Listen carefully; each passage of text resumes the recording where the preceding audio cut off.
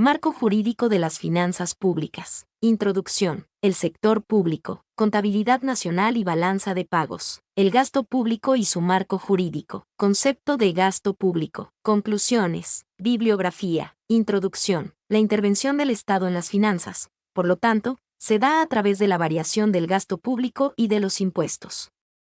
El gasto público es la inversión que realiza el Estado en distintos proyectos de interés social. Para poder concretar las inversiones, es decir, mantener el gasto público, las autoridades deben asegurarse de recaudar impuestos, que son pagados por todos los ciudadanos y empresas de una nación. Desde el punto de vista subjetivo, las diferencias sustanciales que existen entre las finanzas públicas y las privadas convergen en la utilización de medios o instrumentos que tienen por objeto proveer recursos. El sector público. Estructura, funciones y marco jurídico. 1. La Presidencia de la República. El presidente de la República cuenta con un grupo de órganos auxiliares para dirigir al sector público, y la presidencia es el medio a través del cual el presidente canaliza la toma de decisiones mediante recursos financieros provenientes del presupuesto de egresos asignados a esta institución. Dicha presidencia tiende a modificarse cada periodo de gobierno, pues se adecua al estilo personal de gobernar de cada presidente. Esta institución tiene una serie de órganos y oficinas con acceso directo e inmediato hacia el jefe del Ejecutivo para los siguientes objetivos: estudiar y dar forma a los acuerdos presidenciales, compilar leyes y decretos promulgados, registrar y controlar las resoluciones y los reglamentos, estudiar y en su caso modificar la administración pública, evaluar la actuación de cada elemento de la administración pública, proporcionar servicios de difusión y de relaciones públicas para el jefe del Ejecutivo. Entre los órganos o instituciones con que cuenta pueden estar las siguientes: A. Secretaría particular.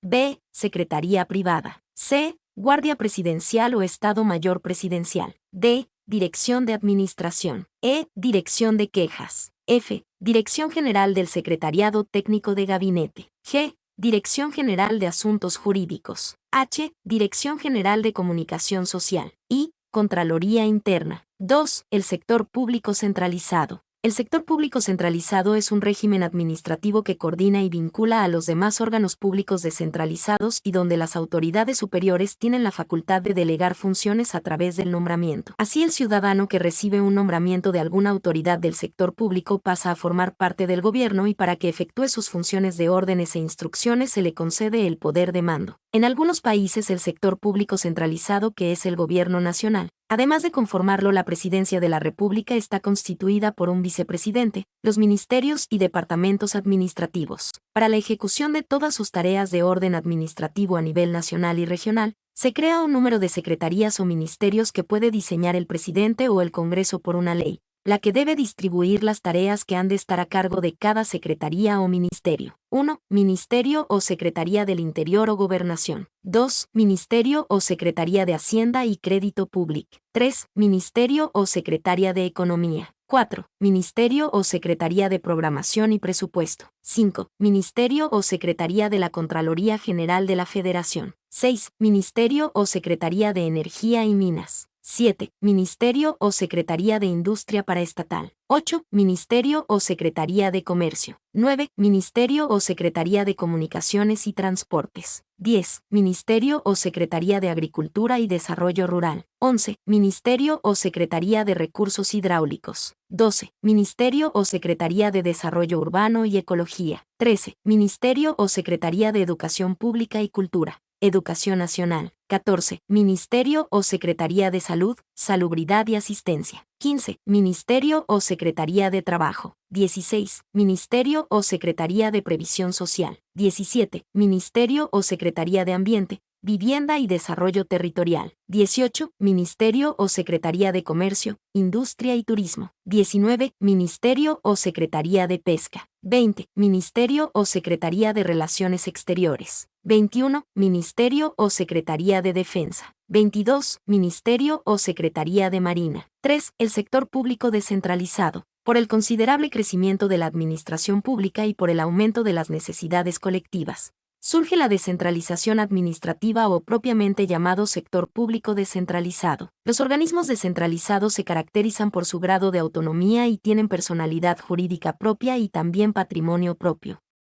Los organismos descentralizados pueden organizarse bajo las siguientes modalidades: institutos, consejos, comités, comisiones, direcciones, patronatos y juntas. Contabilidad nacional y balanza de pagos. 1. Antecedentes históricos de la contabilidad nacional. Las primeras investigaciones sobre la contabilidad nacional por parte de instituciones gubernamentales y equipos interdisciplinarios surgen en 1930 a consecuencia de la Gran Depresión y la posterior Guerra Mundial, así como los reajustes económicos internacionales de la posguerra. Un antecedente importante para la estructuración de la contabilidad nacional fue el desarrollo de la contabilidad en las empresas en la década de los años 30. El gobierno de los Estados Unidos de Norteamérica, por medio de su Departamento de Comercio, inició un estudio de su ingreso nacional y de los gastos totales para tratar de solucionar la Gran Depresión. Posteriormente, durante la Segunda Guerra Mundial se elaboraron trabajos importantes sobre la contabilidad nacional por parte de los gobiernos que se encontraban dentro del enfrentamiento bélico para adoptar medidas de control de las operaciones sobre economía de guerra. Fue de esta manera que surgió la elaboración de la llamada contabilidad nacional, técnica que permitió establecer la relación entre la suma total de los recursos, la producción de guerra proyectada, el consumo civil, los ingresos individuales, el ingreso nacional, el control de precios, los créditos, los estímulos de mayores salarios, etc. 2. Concepto de contabilidad nacional. La contabilidad nacional se basa, al igual que la contabilidad empresarial, en el sistema de la partida doble, y tanto en una como la otra se consolidan datos, aunque difieren en lo relativo a la clasificación, valorización y acumulación de datos. En la actualidad es de esperarse un mayor desarrollo ya no solo de la contabilidad nacional, sino también de la contabilidad multinacional. 3. Objetivos de la contabilidad nacional. Presentar información que permita conocer, analizar e interpretar la estructura económica del país. Crear los instrumentos estadísticos para la captación de datos económicos que de manera ordenada y armónica sirva para crear los cuadros estadísticos para la elaboración del presupuesto de ingresos y egresos de la nación. 4. Informes importantes de la contabilidad nacional. Los informes más importantes que produce la contabilidad nacional son: cuentas de resultados, análisis del comportamiento de la renta, parte esencial del análisis del ciclo económico, análisis de estructura, elaboración del presupuesto nacional. 5. Elementos básicos de la contabilidad nacional. La contabilidad nacional se sirve de dos elementos básicos que son: el producto o ingreso nacional, es la corriente total de bienes y servicios de una economía dentro de un periodo determinado, generalmente de un año. Las cuentas nacionales. Este sistema de cuentas proporciona el marco para describir las relaciones de mercado dentro y entre las economías nacionales en términos cuantitativos. Sujeta a las limitaciones del sistema y a la confianza de los datos, la contabilidad nacional permite la comparación del presente con el pasado reciente. Además, proporciona información estadística muy útil a las personas e instituciones educativas. Al gobierno le ayuda para valorar la efectividad de la política económica y obtener cierta guía para la elaboración de políticas futuras. 6. Cuentas nacionales. Las cuentas nacionales son aquellas que constituyen la estructura conceptualmente organizada en que se inserta la información estadística de que dispone el país. Estas cuentas, al constituir un sistema de registro de los hechos económico-financieros relacionados con las actividades, operaciones y flujos de la economía nacional, describen los elementos integrantes del Producto Interno Bruto y el ingreso nacional. Este sistema de cuentas tiene por objetivo registrar y agrupar las transacciones para la formación de un cuadro significativo de la estructura de la economía. La cuenta nacional que reporta la economía total de un país es la cuenta de recursos y destino de los bienes y servicios. Su expresión en forma algebraica es la siguiente: I más M igual a C más I más G más X, I igual a C más I más G más XW, en donde I igual a Producto Nacional, M igual a importaciones, C igual a consumo privado, I igual a inversiones privadas, G igual a bienes y servicios usados por el gobierno, X igual a exportaciones. Un sistema de cuentas nacionales se caracteriza por la forma y contenido de cada una de las cuentas representativas de los distintos sectores. La elaboración de un sistema de cuentas nacionales exige ante todo una decisión acerca de qué hechos económicos se quiere registrar. De acuerdo al tipo de operaciones, las cuentas nacionales las podemos dividir en 4 grupos básicos. 1. Cuentas nacionales de producción, producción. 2. Cuentas nacionales de ingresos y gastos, consumo. 3. Cuentas nacionales de transacciones de capital, acumulación. 4. Cuentas nacionales externas, transacciones con el exterior.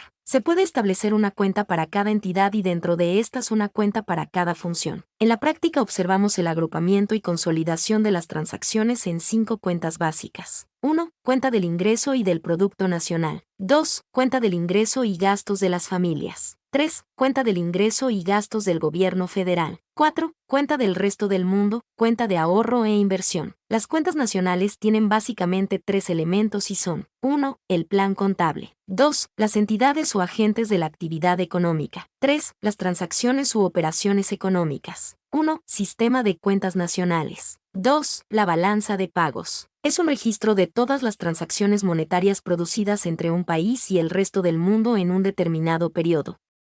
Estas transacciones pueden incluir pagos por las exportaciones e importaciones del país de bienes, servicios, capital financiero y transferencias financieras. La balanza de pagos contabiliza de manera resumida las transacciones internacionales para un periodo específico, normalmente un año, y se prepara en una sola divisa, típicamente la divisa doméstica del país concernido. Las fuentes de fondos para un país, como las exportaciones o los ingresos por préstamos e inversiones, se registran en datos positivos. La utilización de fondos, como las importaciones o la inversión en países extranjeros, se registran como datos negativos. La balanza de pagos está integrada principalmente por 2 grandes balanzas. 1. La balanza de transacciones en cuenta corriente es la suma de las balanzas comercial y de servicios. En ella se registra el valor de todos los pagos que hace un país al exterior por concepto de la totalidad de aquellas operaciones que representan compraventa de mercancías y de servicios y que incluyen una prestación y su correspondiente contraprestación inmediata. El saldo de la balanza de transacciones en cuenta corriente muestra, si es positivo, los recursos que un país tiene para invertir rentablemente en el exterior, para aumentar sus reservas o para reducir su deuda.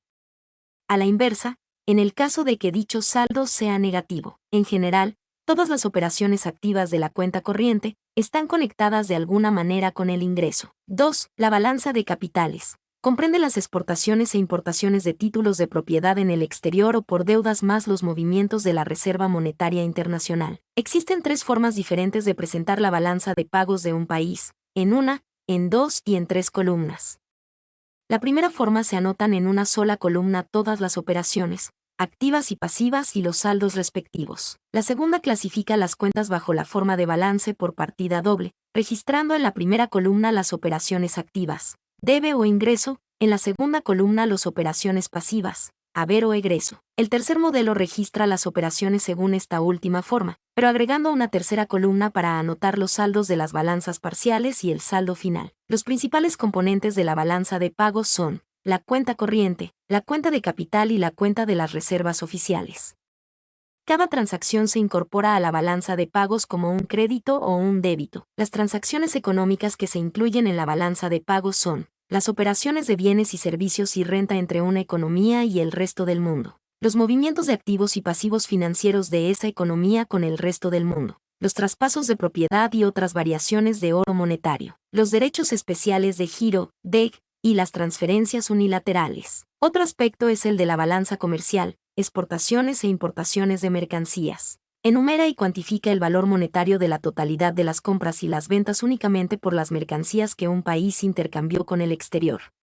Dicha evaluación se refiere siempre a un periodo determinado, generalmente un año. El cómputo del valor exacto de las exportaciones y de las importaciones suele afectarse por factores como a. Los renglones incluidos. b. Las fuentes de información utilizadas.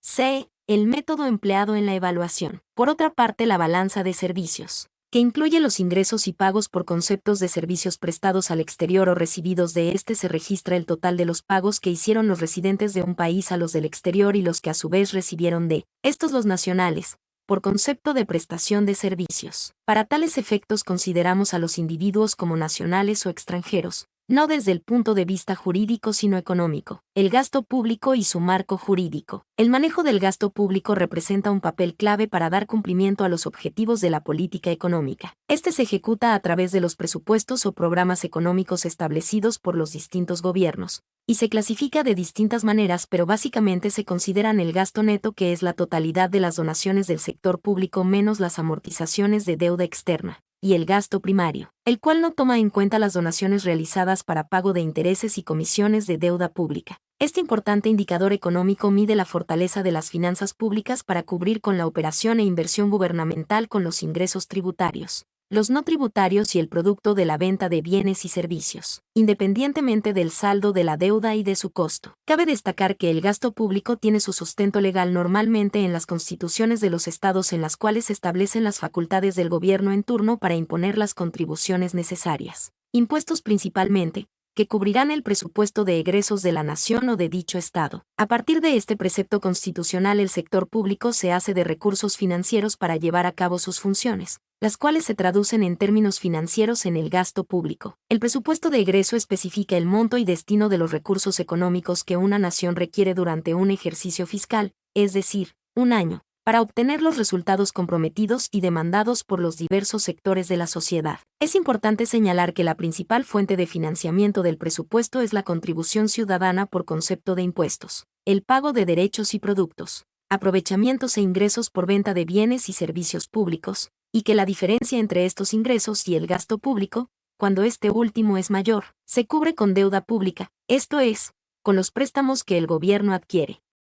Así, el ingreso anual es igual al monto de gasto público. También se establecen leyes sobre la contabilidad nacional, así como las formas de presentar el presupuesto y gasto público. Dichas leyes del presupuesto y gasto público comprenden la distribución de gasto corriente, inversión física, inversión financiera, deuda pública y responsabilidad patrimonial que realizan, tanto las dependencias e identidades, tales como el Poder Legislativo, diputados y senadores, el cual establece la preparación de las iniciativas del presupuesto de egresos que se presenta cada año para que autoricen la forma de ejercer dicho gasto, el Poder Judicial y Presidencial, con relación a la contabilidad nacional. Esta incluye las cuentas autorizadas en los catálogos de los ministerios o secretarias de Hacienda o Programación y Presupuesto, que sirven para consolidar las cuentas de cada ramo de la actividad económica de un país, con lo cual se formulan los informes de las cuentas anuales nacionales, que es responsabilidad del jefe del Ejecutivo o presidente de un país para rendir su informe de gobierno anual.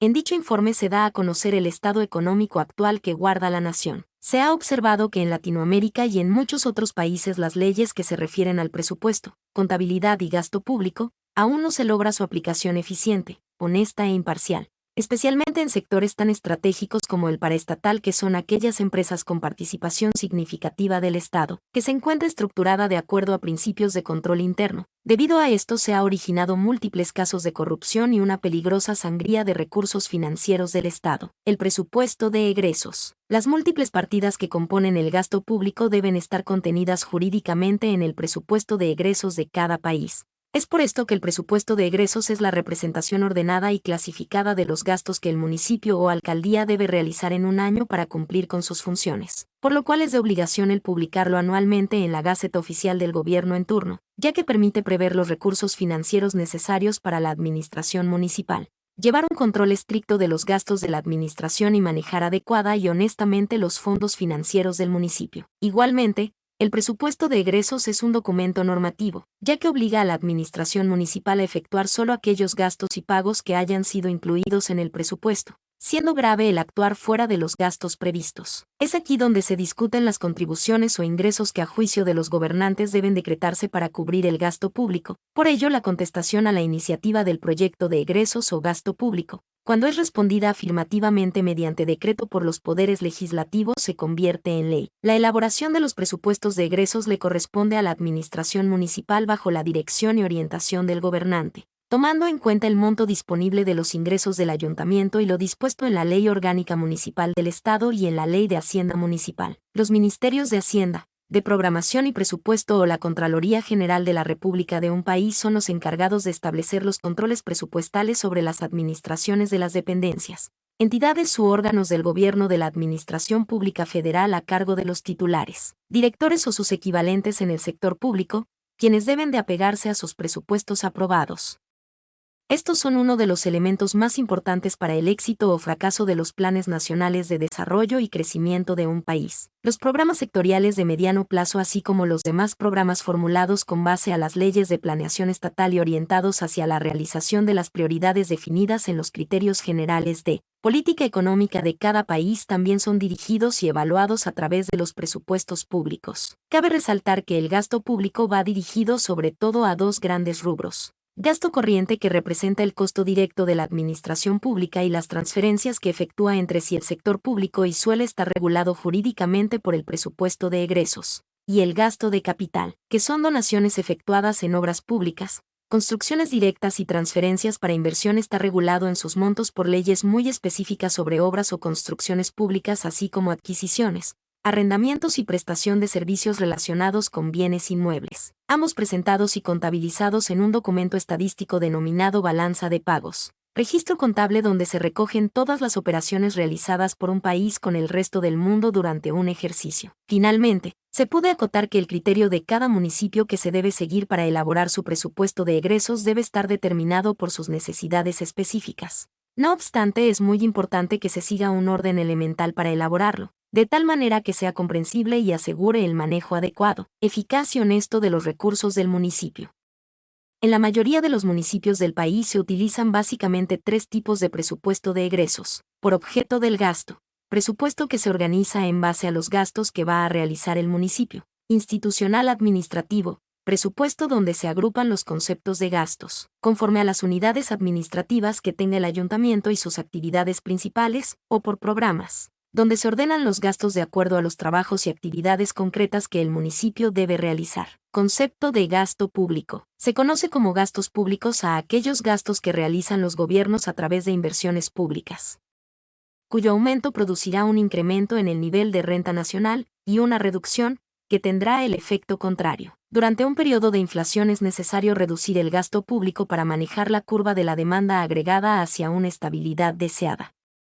El manejo del gasto público representa un papel clave para dar cumplimiento a los objetivos de la política económica. El gasto público se ejecuta a través de los presupuestos o programas económicos establecidos por los distintos gobiernos, y se clasifica de distintas maneras, pero básicamente se consideran el gasto neto, que es la totalidad de las erogaciones del sector público menos las amortizaciones de deuda externa, y el gasto primario, el cual no toma en cuenta las erogaciones realizadas para pago de intereses y comisiones de deuda pública. Este importante indicador económico mide la fortaleza de las finanzas públicas para cubrir con la operación e inversión gubernamental con los ingresos tributarios, los no tributarios y el producto de la venta de bienes y servicios, independientemente del saldo de la deuda y de su costo. Los gastos públicos también se pueden clasificar después de una triple óptica o punto de vista: orgánico, económico y funcional.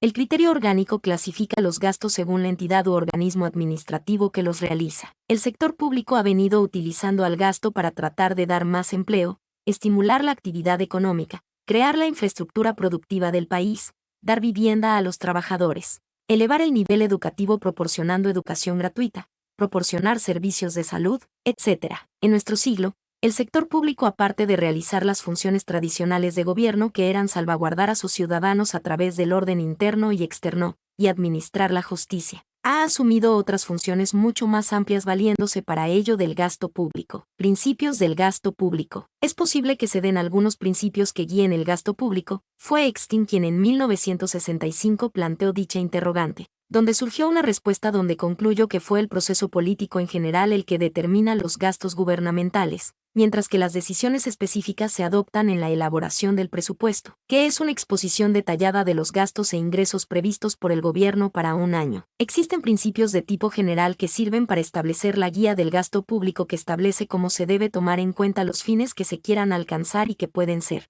desde reducir el gasto público al mínimo posible para que interfiera lo menos posible con la iniciativa privada, no importando las consecuencias negativas que ello pudiera causar y manteniendo una tendencia liberalista o desreguladora. El caso contrario sería procurar que el gasto público alcance el nivel más alto posible para tener el gobierno gran influencia en la economía, lo cual lleva a una tendencia intervencionista, reguladora e incluso estatista en la actividad económica del país. Algunos principios de tipo general explicados de forma precisa y objetiva, citados por dos grandes autores conocedores de la materia, como lo son. Harold Summers 1967, quien nos dice que son 4 los principios que deben orientar el gasto público y con base a ello decidir acerca de la magnitud y naturaleza del gasto. Sus principios son: el principio del gasto mínimo. Afirma que el gobierno debe gastar lo menos posible, pero sin poner en peligro la seguridad de los ciudadanos. Asimismo, solo debe intervenir en algunos servicios esenciales como la administración de la justicia, construcción de carreteras y servicios postales, y enfatiza que cualquier servicio que pueda ser proporcionado de la iniciativa privada debe ser excluido de los gastos del gobierno. El principio de mínima interferencia con la iniciativa privada. Dice que los bienes y servicios que proporcionen las entidades públicas no deben competir con los que ya proporcionan la iniciativa privada y establece que el gobierno no debe crear comercios al menudeo ni de bienes,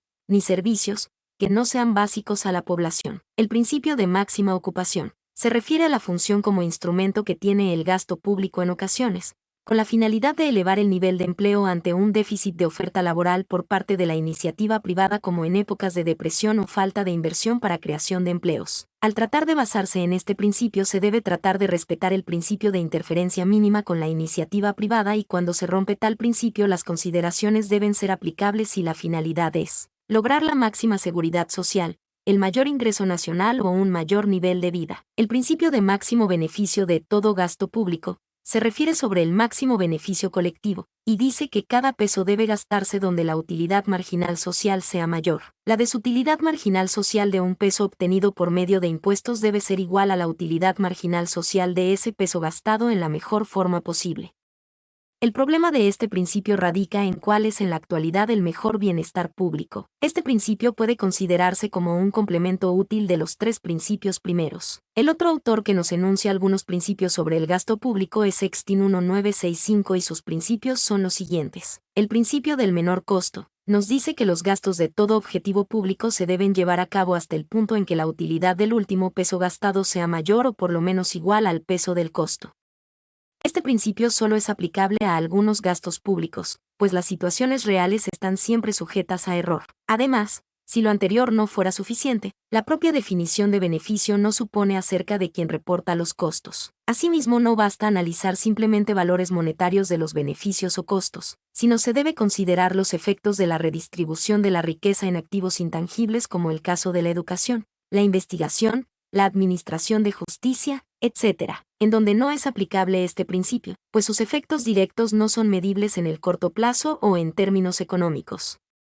Su aplicación puede llevarse a cabo en los casos de producción de energía, servicio de transporte y en su mayor parte en obras públicas en que los beneficios son ante todo económicos, tangibles y mensurables. El principio de buscar soluciones al menor costo es más simple y pragmático que el anterior, y a pesar de ello no se ha aplicado efectivamente en grado creciente. Se basa en la idea de buscar la solución del problema a menor costo, pero no solo económico, sino también incluye el aspecto social. El principio de apreciación monetaria de los servicios públicos establece que el gobierno puede proporcionar dichos servicios gratuitamente, subsidiarlos o cobrarlos a precio de mercado. Para algunos economistas, la ausencia del cobro asegura un uso máximo, pero puede conducir al despilfarro, mientras la fijación de precios es en gran medida una cuestión de eficiencia económica. La regla de la fijación de precios es que éste sea igual al costo marginal. En la práctica, los gobiernos suelen proporcionar sus servicios a menor precio debido a consideraciones filosóficas o la influencia de ciertos grupos sociales. El principio sobre contratos con incentivos para las adquisiciones gubernamentales busca que el proveedor del gobierno ofrezca los planes más ventajosos de crédito, calidad y disponibilidad para beneficio general de la comunidad, y que los contratos gubernamentales otorgados no solo sean por compromisos particulares. Si se considera al gobierno como el mayor cliente en muchos casos, el no establecer este principio puede degenerar en una distorsión de la función real de las compras gubernamentales. Principio relativo a las mejoras en el curso de la toma de decisiones. Se sugiere que la estructura del gobierno sea tal que determinada secretaría, ministerio o institución gubernamental sea responsable en relación con un objetivo determinado, no existiendo competencia intergubernamental. Esto favorece a sus respectivas entidades o dependencias. Este principio nos indica que la información se debe de organizar de tal manera que los responsables de la política económica tengan a la vista las alternativas más importantes, incluyendo los costos estimados no solo del año en curso, sino de sucesivos años. Hay que recordar que la acción gubernamental en materia de gasto público no se puede limitar a estimaciones de corto plazo. Mi nombre es Demim, soy tu asistente personal. Mi sitio en internet es demim.com. .es.tl